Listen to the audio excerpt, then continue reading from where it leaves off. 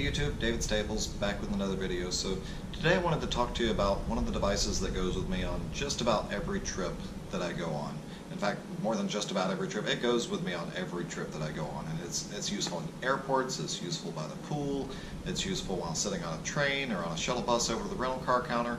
So that device, of course, is the Amazon Kindle. So let's talk about it right now.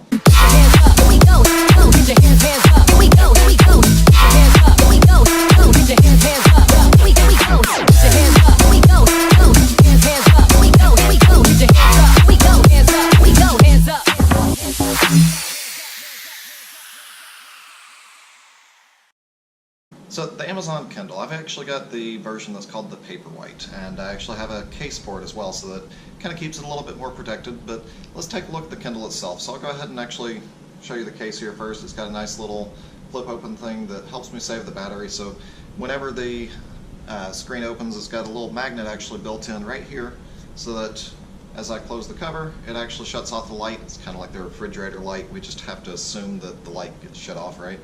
So as you can see, whenever you open up the case, it actually turns on the backlight, and just like an iPhone, we can basically just swipe to go ahead and open it up.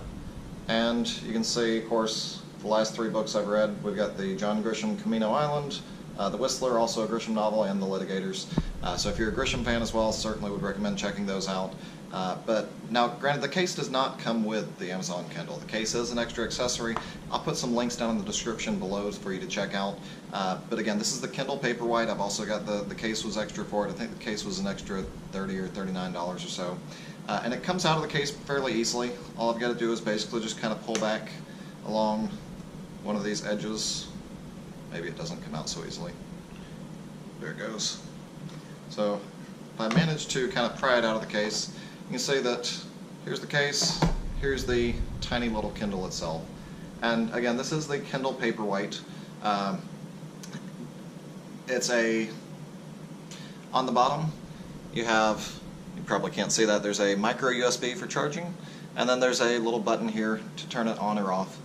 When you press the button, of course, it either turns off the backlight or turns on the backlight. You can actually hold down that button. You'll see here in just a moment.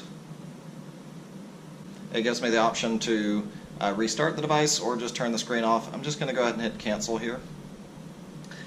So just to kind of show you what it looks like in here. So this is Chapter 4 of Camino Island, the Beachcomber. I can adjust the brightness settings here by tapping at the top of the screen, click the little brightness button, and turn that brightness down. I had only turned it up just to kind of make this video here for a moment, but otherwise I would probably keep it somewhere around this type of brightness. Now, one of the reasons why I bought the Kindle, I don't just use an iPad, is that it actually works great out in the sun as well. So when I want to go sit by the pool, when I want to sit in a hot tub somewhere, I can actually still read on this Kindle, whereas I wouldn't be able to do that on an iPad or an iPhone where the sun's blaring just right on it. I'm sure we've all been in one of those situations where, trying to look at our smartphone, the glare is so bad, we're sitting there, trying to kind of cover it up like this to be able to see what's on the screen. I don't have to do that with the Kindle. It's an amazing device. One of the students in one of my classes actually talked me into this. I'd been thinking about it for quite a while and said, yeah, it's just one of those things where it's an extra expense.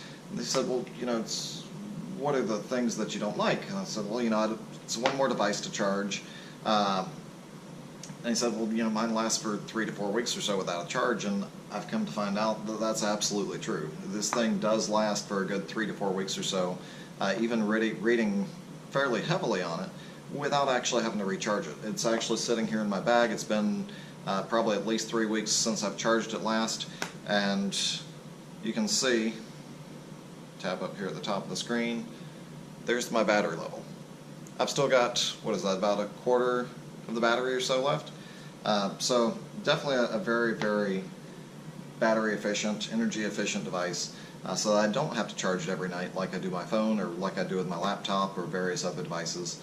Unfortunately, it's a bit cloudy outside, so I can't really go outside to show you just how well it works in the sun. But nonetheless, it is a great device that I can tell you from personal experience works very, very well in the sun. Direct sunlight is perfectly fine. Now granted, it's not waterproof, so when you're reading in the pool or in the hot tub, you probably want to be a little more careful with it. Maybe put it in some sort of like a plastic bag or something like that. But there's all sorts of little hacks that you can do for that kind of stuff. Not sure if there's a waterproof case out there available for it. I would imagine probably by now someone has created one, but I'll look for one of those and put it in the links below as well. But also, you'll notice that I teach a lot of certification classes. The books for these different classes actually come in a Kindle format as well, and a lot of times they'll be a little bit cheaper than the paperback version as well. Just to give you one example, the Security Plus book that I use to teach the Security Plus classes currently runs about $30 for the paperback version. The Kindle version is $9.99. So you save $20 on the book right there, so long as you don't mind using an electronic version of the book. In fact, I'm trying to write my own version of the Security Plus book for the next exam coming out in October, so October 2017. And when I release it, most likely it'll be $10 for the electronic version for the Kindle, and then it'll be $30 for the paperback book for that one as well. So you can save $20 just by going with the Kindle version. And of course, Kindle versions of material are available for all sorts of different things, not necessarily just IT certifications, but also project management for healthcare certifications or different exams. So it is a fantastic device. So you might ask, well, how do I get these things onto my device? Well, you can actually purchase things directly from the Kindle store using Wi-Fi, so it has some Wi-Fi settings built in.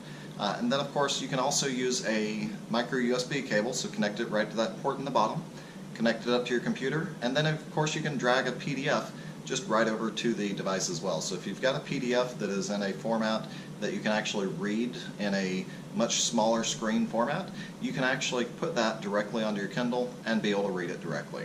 Which I have done in a few different instances. So anyhow, that is the Amazon Kindle, the Kindle Paperwhite. Again, there's links below if you want to purchase one. I am an Amazon affiliate, so I do receive a small portion of that purchase. It's not a whole lot, but it does help me perhaps pay for little equipment to be able to make these types of videos. So if you enjoyed the video, please use those links below to purchase either the Kindle or any of the books that I might recommend or the accessories. Again, it is a fantastic device. I use it myself. Absolutely love it, and certainly hope you enjoy yours as well. But in the meantime, it's time for me to wrap up, so hopefully you guys enjoyed this video. Be sure to leave a comment down below and click on that subscribe button, and I look forward to seeing you in a future video. You guys take care. We'll see you soon.